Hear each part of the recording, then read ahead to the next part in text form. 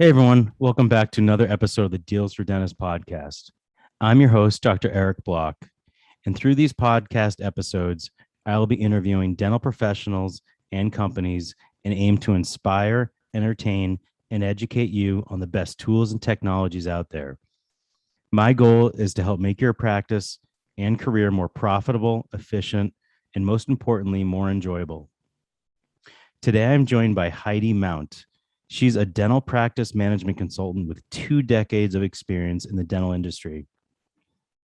Our topic for today is a very hands-on topic where Heidi will share her views on how she helps dentists make $500 more a day on tomorrow's schedule. Heidi, thank you so much for joining us on this episode today, and let's jump right in. All right, so let's get into some of your teachings, and let's start with what is one thing a dentist or their team can do to make $500 more a day on tomorrow's schedule? Exactly. Yeah, there's so much that people can do. The biggest thing is review your charts, make sure that we're actually not having money walk out the door, while they're coming in for their appointments. So sometimes they have 2 appointments. You could get it all done in the same day or what have you. But probably the one that I see missed a lot is we have insurance people that are in the system, but they're marked as a non-patient. So in other words, they're a subscriber of the insurance. We're seeing the wife, the kids, or what have you, but nobody's asking the subscriber, hey, who's your dentist, right? We don't have to push them to come to our office if they're seeing somebody else, but simply just asking, who is your husband seeing for a dentist? They usually say, oh gosh, he hasn't seen a dentist in years, or something like that. So getting their health history filled out, getting them contacted, all of that kind of takes action to gain a new patient right away. Could be one way to get somebody, actually a new patient into your schedule and things like that. But most of the time, if it's going to be a same day, we have to make an offer. We have to ask open-ended questions. What do you like about your smile? So they tell you everything they don't like, or you have to offer something. I mean, a lot of us, don't even offer fluoride. And that is so simple, just to offer fluoride to all your patients and explain the benefits and what have you. Once you sell them on the fluoride treatment, if that's something you believe in, they tend to do it every single time. So by taking that moments to just make an offer, asking questions like, do you have a special event coming up? And they tell you something and you can offer some whitening. There's lots of things. We just need to pick a few services to just make an offer, being sure to diagnose your periodontal disease properly and things like that. And sometimes it's even as simple as, they may be coming in for a limited eval and an x-ray for some emergency. And maybe we can, if they're not crying, we could probably do a full mouth eval, a full mouth set of x-rays or something like that in same day dentistry. So I think just reviewing the charts, going, what are the opportunities that we could take today? Sometimes it was as simple as somebody is sitting there waiting for their little sister or something to get treated or cleaned or whatever, and we can offer a new patient appointment right there to somebody just sitting in the reception area waiting for us anyway. But there's just, being observant, I think, is what most people need to do, is how can we make the best out of every hour in a dental office? Now, do you recommend to capitalize on a lot of these things through a morning huddle? So I always recommend a morning huddle. I know a lot of people don't do it, and it's great when you have what's in your brain, like put in the appointment book. So if you double click on a person's name and their schedule of what's going on that day, maybe put what you see in there, like, hey, by the way, I see that they're in there for a re-cement the temp, but their crown is here, right? Like, so put your brain inside that appointment so everybody knows what's going on, even when it comes to finances. But yeah, the morning huddle, that is the purpose. So what we see happen with a lot of morning huddles is everybody's reading the schedule. Like, we're going to do a cleaning here, we're going to do a crown here and bridge here. And everybody's just reading the schedule. It's a total waste of time. We can look at the schedule and read it ourselves. The key of a morning huddle is to find missed opportunities and level up what we're doing for our patients and saving them trips from coming back. You don't want multiple appointments. Their time is just as valuable. And the cleaning up a room and changing over a room, that can cost you at least $20 every time you do it. So why not do everything in one visit versus multiple visits? So yeah, morning huddle, reviewing what is in that unscheduled treatment, what is some possible opportunities to make sure that we do the most on these patients, and train your staff on how to prepare for the morning huddle, and then how are we going to take action during the day and make these offers to your patients. We got to get people communicating, so it's not just the doctor coming in saying you need this or that. That's how most patients walk out the door without scheduling, is the doctor just rattling off the things that are wrong with them. That's going to work 30% of the time given, or if insurance covers, it's going to work, but it's not as best if we have the whole team involved. And is there a specific software that you recommend for the morning huddle, or can you do this with Dentrix or your regular practice management software?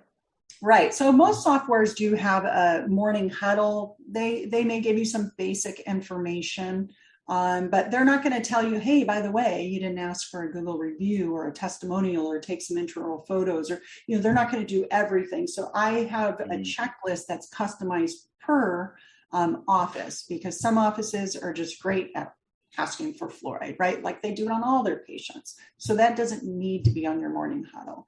So what we do is we create what the team needs and then divide up the jobs of who's preparing what for the morning huddle.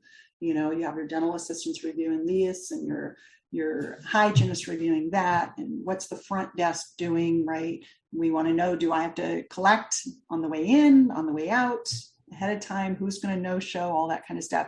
So having a checklist that everybody's responsible for something and everybody comes to the table with something is super duper important. So yeah, morning huddles are definitely a given. If anybody needs a checklist, I can give those over an email too. Just email me. I think you mentioned a bunch of things that are super, easy to do and often overlooked, like the fluoride, for example. Why do we just offer fluoride to kids? Adults could use fluoride treatments. A lot of adults have recession, sensitivity, they have a lot of fillings, and just offer it to them and just tell them the benefits, the cost. It's probably not covered by their insurance, and tell them all the benefits of it. And if you get a few people to do it, it's a great treatment. Then there you go. You're on your way to adding that $500, for tomorrow's schedule. But all you have to do is ask and offer. Correct? Yeah. Right. Yeah, for sure. Once they understand it, they usually get it, and then you could sell them some take-home rinse or fluoride toothpaste or whatever, or tell them where to get it. Some offices have a dental online store like Amazon, and they can get it from their website, which drives people to your website. But yeah, they're not going to know to do it unless we recommend it and give the reasons why we do it. It's a prescription dose. It's definitely different than using ACT or something at home. So yeah, I think training the team to believe in it themselves is important too. But yeah, I believe that patients deserve to say yes to our best care. So if we aren't offering something, then it's kind of like you're prejudging them. It's not fair. We need to give them our best and let them say no or yes. No pressure.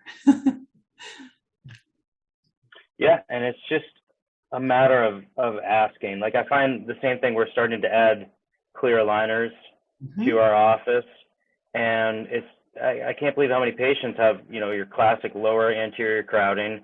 They had ortho when they were kids, now they're in their 40s, 50s, or 60s. And I just asked them, have you ever thought about straightening your teeth? And they're like, oh, I have thought about that, but no one's ever asked. So it's just a matter of just asking them, getting it in your wheelhouse and planting that seed. And same goes for fluoride treatments. That's a no-brainer. I mean, that's just such an easy treatment, and it's so beneficial, I feel. Now, as far as same-day dentistry, I think that is such a crucial thing to have, to do same-day dentistry. What do you recommend? Do we have like extra time blocks in the schedule to be able to do that same-day dentistry? What if my schedule is totally booked and I don't have the time? What do you recommend there? Right. Well, key is making sure that patients aren't waiting. So I find this a lot, that we are, some emergency patient comes in and we do a root canal or we extract a tooth, and now our good paying patients that were responsible are suffering over it. So in that sense, I don't agree. I also do not coach to add extra time to an appointment. You will find a lot of wasted time if we have front desk or somebody guessing. This person says they want an extraction, so I'm booking an hour and a half. And then you find out they need pre-med, they don't have the money, they don't want it, or we need to refer them out to a specialist. There's just no reason to have a guessing game. So when I teach how to reach your goals, your production goals, it better be a fact. Like they know to stay, they know to pay, they want it. We have an x-ray in advance, whatever. It has to be a fact. So if you're going to see an emergency and you do not have time to see that emergency, you can always fix them in 20 minutes. We can give them a long-lasting anesthetic, pain pills, smooth a tooth, temporary, open and drain, incise and drain, whatever. There's so many ways you can take care of emergency, charge for your emergency visit, and schedule them back for exactly the time they need. But I would not mess up your day to do a same-day dentistry. And I know talking to a dentist, you may cringe because all you want to do it, your staff's mad, you're working through lunch, they're not getting a lunch, and these things happen. But why mess up a day? An emergency patient will always do treatment. They hurt, they came there, they're ready. It's everybody else that if we want to give people something care to share, we have to have a reputation with something. And so being on time is one of the best reputations that you can get in a dental practice. So having people wait or suffer, it's not fair. It stresses everybody out. The patients can sense the stress in the office. So schedule appropriately, and there should be a way to take care of your patients. Especially, you may have a crown seat that's scheduled for 45 minutes of chair time when really the doctor only needs to be in there 5 or 10. It either fits or not. And we can take care of that emergency patient because most emergency patients will wait. So the key is let them be inconvenienced, not everybody else. Yeah. And do you recommend to schedule the day per goals or to do like block scheduling, like I block out a time for a crown? What do you recommend? I recommend both. The scheduling to goals should happen every single day. And I can tell you how that happens, but the block scheduling is defined in many different ways. Some people think block scheduling means schedule your big block appointments at 8 o'clock in the morning, 10 o'clock in the morning, what have you. Other people say reserve blocks for every single procedure you're going to do. The way I teach my clients is, give some big blocks that are guaranteed to make your goal. The little ones go on the side bookings of that. Again, it depends how many assistants and rooms and ops and skill level you guys have in the office. But certainly you want to hold time for the blocks or they get put up with a bunch of petty appointments. And how do you know if your team is scheduling appropriately? Just go out where you're booked. Slightly booked, right? You look, whether it's 4 weeks, 3 months, however it is. Some people are only booked 2 days or 2 weeks, but you really should be booked at least 6 weeks, unless you're, brand new startup and just don't have patients yet. But look ahead at your schedule and see how it's scheduled. If you see a bunch of petty appointments all in the, one's at 9:30, one's at 11, all this stuff, you're probably going to get messed up when it comes to reaching your goals because we have space in between appointments. So it's just, you can't put your 2-hour block there because you have some petty appointment you have to do. So unless you have a couple assistants that are, pretty well skilled, it's kind of hard to make your goal that way. So in general, I want the team scheduling to goal before we add a bunch of petty things. Yeah, I think those gaps are a killer too in the schedule, like 10 minutes here, 10 minutes there. If you can compress the schedule and because that's such, you can't do much in 10 minutes or 20 minutes to compress the schedule to make sure every 10-minute block, every 10-minute unit is filled. I wanted to go back to what you said about the subscriber of the insurance. So that's the subscriber of the insurance policy is their employer's insurance policies under their name, but sometimes they're not the one showing up for the appointment. It's their wife, their kids. So just by checking that and asking, looking at the schedule, looking into that family file and seeing that your spouse hasn't had an appointment or your kids, right there, that's some huge production that you could start adding to the schedule. Correct. Correct. Yeah. Sometimes an aunt is bringing them in. We want to get the dad in or what have you. But yeah, look for those non-patient labels because there's a reason why they're non-patient. Nobody ever asked or followed up with them. There's times that other people bring people to an appointment. They're the ride for the appointment of your patient, right? So the front desk should be observing that, who is your dentist? How can we help you? How long has it been? What are you looking for in a dentist? We really need to communicate with these people and offer a beverage and give them a tour and love on them. Even if they have, welfare plan or whatever, someday they may have a job that provides insurance. So don't prejudge saying, well, they can't come here, because they may move to town. They may tell 4 other people about how great you were, even though they can't be a patient there. They may refer a bunch of people. So every single person that walks in your office, whether they're the UPS driver or what, is marketing your business. You always want a really great conversation about how kind you are. I used to give the UPS guys floss or toothbrushes or whatever, and talk to them about that. So they usually became patients, even our lab guys, everyone. We always offered something because people don't know you care, right? Unless you're talking to them about it. That's such a great point. We have so many people in and out of the office, vendors, supply rep, UPS or FedEx, the people that drop off our scrubs.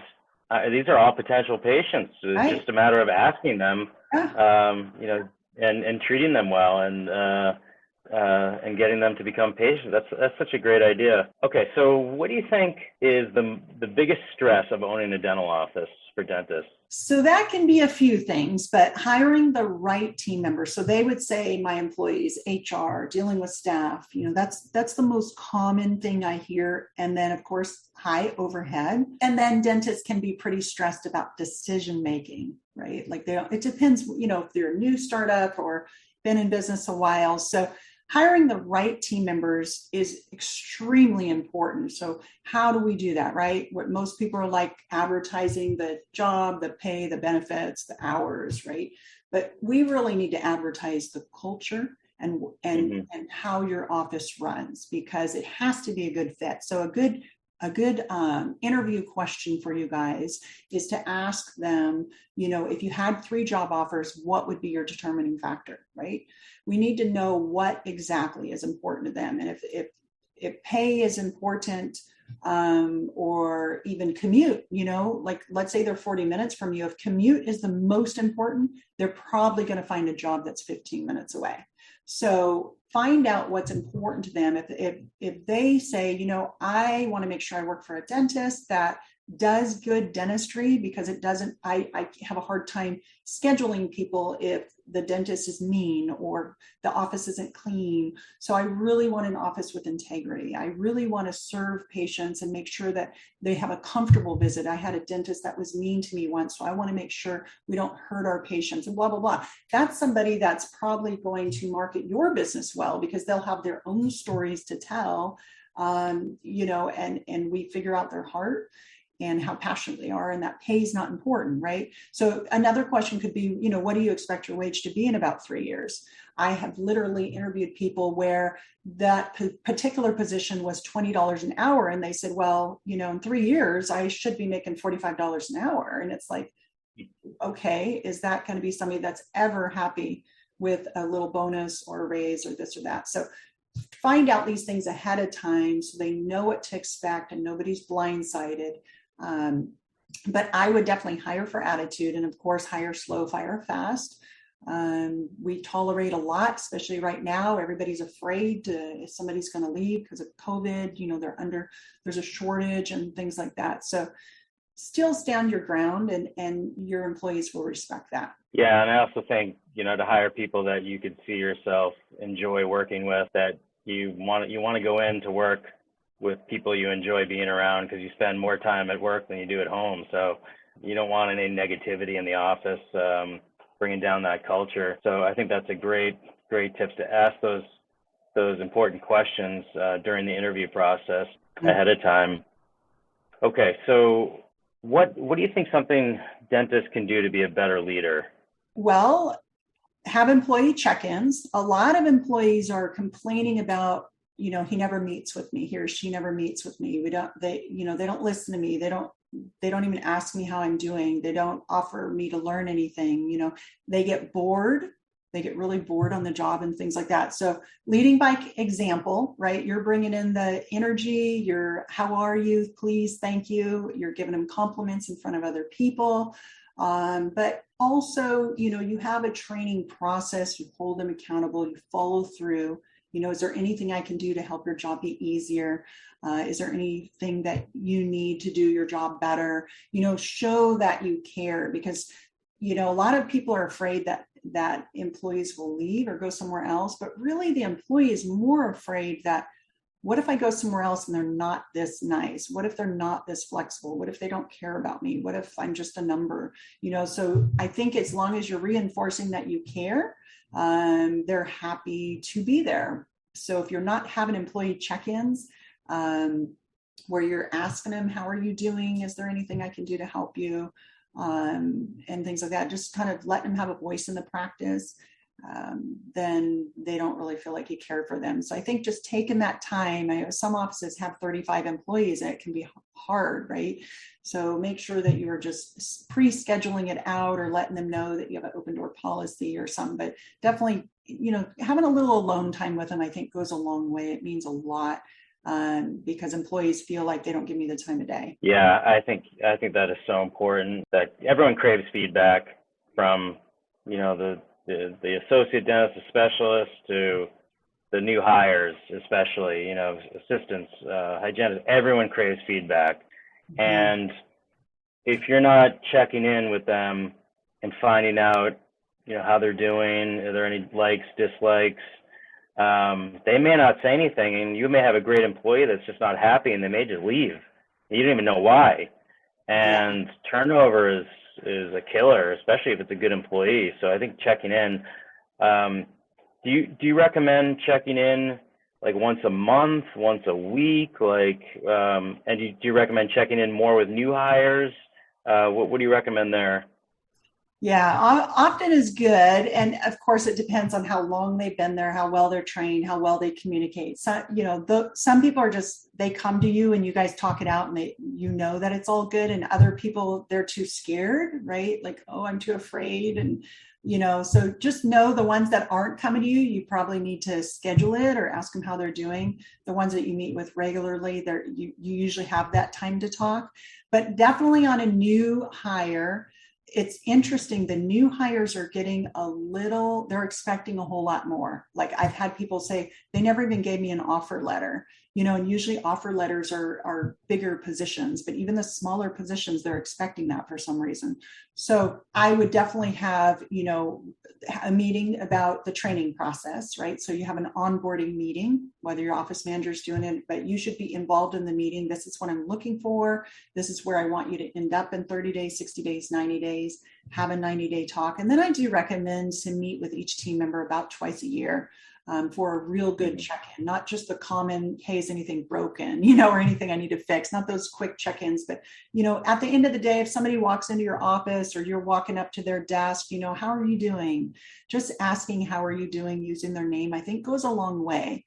You don't want to wait for it to be too long, right? Like you've spent so much time focused on these bad employees that you ignore the good ones, and then they're like overworked and nobody ever checked on them and they end up quitting.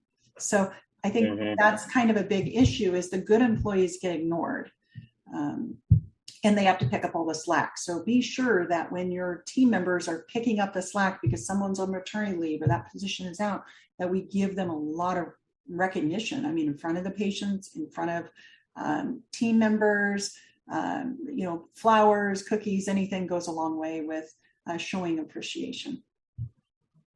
You said, in front of patients, I think that is so strong, is to compliment a staff member in front of patients. They really will appreciate that.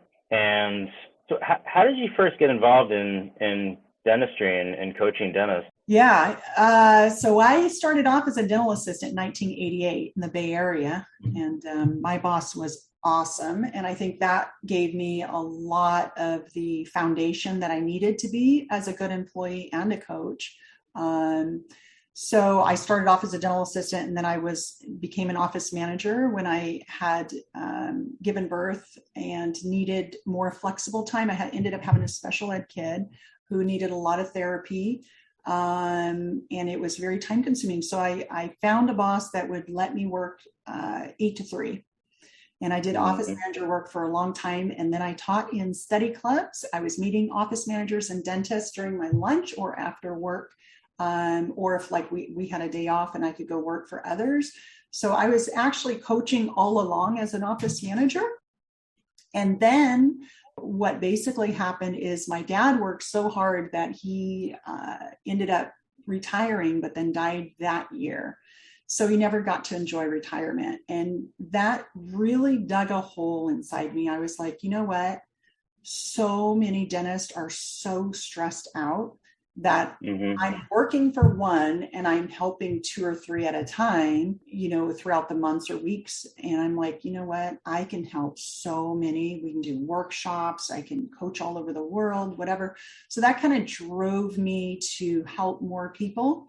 And it's worked out well. I've been able to, you don't know what you don't know when you start your own business. So I've been refining my business for decades. And, I found that I was very, very good at the business end of dentistry. I was the personal assistant for my last boss of 13 years, who actually died at 49 years old. So when I wrote my book, it happened in the middle of my book. And life is just so precious. And I think, that really reinforced just to keep serving and helping more people, because they don't teach this in dental school, right?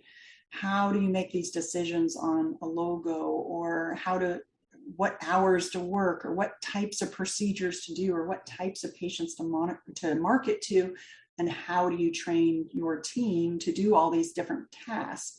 So, I don't know if I went off on a tangent there. So what are the typical dentists that are calling you? Are they burnt out? Is their business failing? What's your typical client that's calling you for help? Yeah. So in the beginning, it was a lot of one extreme or the other. I'm ready to claim bankruptcy. Oh my gosh, what do I do? So I've been saving practices for decades. And then the super successful who wants to retire, doesn't know how to, structure their business. A lot of dentists still are paper charts, or it's like, how do you make your business very valuable so it's an easy sale, right? Nobody wants to come in and you have 3,000 charts not scanned, all your treatment plans are in a paper chart, and your staff is, ready to retire. Like that's going to be a hard sale. People want hassle free. So how do we get this, streamlined where it's an easy buy? So those were my 2 extremes, but at this time I do startups, I do acquisitions, any which I have an office doing $300,000 a month. It's just a wide range. I coached one doctor who only had 55 patients, but I taught her treatment plan, case acceptance. And, she was a prosthodontist and selling $45,000 cases. So she didn't need thousands of patients. So it just depends what people are looking for and need. But for the most part, people just don't know how to level up or where to go next, or how, a lot of doctors need support. They need to bounce ideas off you and get some personal coaching and confidence and this and that. So there's a lot of mindset issues you're dealing with. But yeah, wide range. I make sure that I do a practice analysis and a conversation where it's got to be a good fit. I'm going to refer you to somebody else. I'm known to make money. So I'm a business coach that helps you make money. If you want me to role play with your front desk, I might refer you out. I do that, but I just, if you're going to hire me to do that, you're going to get my eyes on your practice. You're going to get my eyes on your software, and we're going to launch you bigger and better, because I don't want you to waste your money. Yeah, you mentioned someone to bounce ideas off of, and a lot of times as dentists, a lot of us are solo practitioners, and we're in our own little cocoon, and we don't have that person to bounce ideas off of or engage with.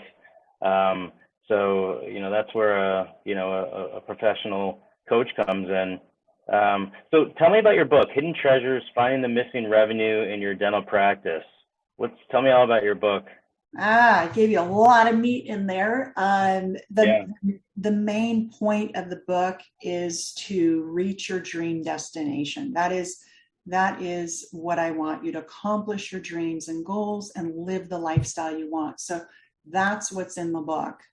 Sure, there's checklists. Sure, there's all different kinds of evaluations and ways to make money. And, I gave it my all. So I would say, I gave a lot of meat in there, and I'm super proud of it. Awesome. And okay, so Heidi, you go back in time. Let's say you go into time machine, 20 years. What do you tell your younger self? Let's see, younger self, hang around with awesome people. Anybody who drags you down, just cut them off. I don't even care if they're family. If they're negative in your life, you can set boundaries with them to have positive conversations and not let them drag you down. I think life is short, and, exercise, sleep, being healthy, and hanging around positive people, and believing in yourself. Don't settle for less. Don't say this won't work for me, because watch that negative mindset, because it doesn't help, and it's just not good. And misery loves company. So if you feel like everybody is feeling that way, then get some new friends. I think that is such a good point. And even like you said, family, friends, people you work with, you don't want that negativity around you, because that can really bring you down. Keep positive people around you, good energy that make you happy, and you'll live, a lot, happier life. What about any advice for young entrepreneurs out there, like yourself? You went out there and you started your own business. What advice do you have for them? Well, get a coach. I don't care what kind. I always have a coach at all times. And my first coach was nothing to do with dental. But figuring out how to structure your business. How are you going to, lay out your dreams and reverse engineer it and do it proper? Because you want to do things right the first time. You don't want to have to rebrand. You don't want to have to throw spaghetti at a wall and see what sticks. You don't want to have to fake it till you make it. There is true and tried ways that work. And so spend the money it takes to launch faster. Decide what hours you want to work, how you want to live, the lifestyle you want, and schedule it accordingly. Because people that are like starving entrepreneurs, they're working 7 days a week, and you don't need to do that. That's desperate, and people sense desperate. So, I would just say, get the help you need. Everybody, how much money do I spend on this? How much money do I charge? There's just so many things to try and figure out. So a young dentist or a young entrepreneur, you first need to decide how you want to live, because I have new doctors saying, I'm going to work, 7 to 7s because people before work and after work, and I'm going to work Saturdays. And then I say, would you like children? Would you like to be married and have children? Well, yes.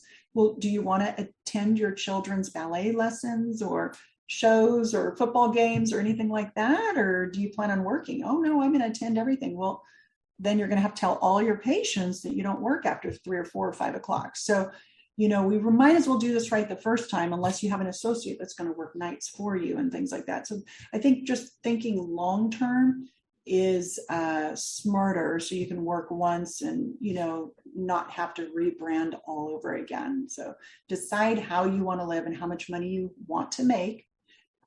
Obviously, financial planning should be early on. A lot of people don't take paychecks the first year, this and that. You've got to set aside a slush fund. And I think COVID taught everybody that right away.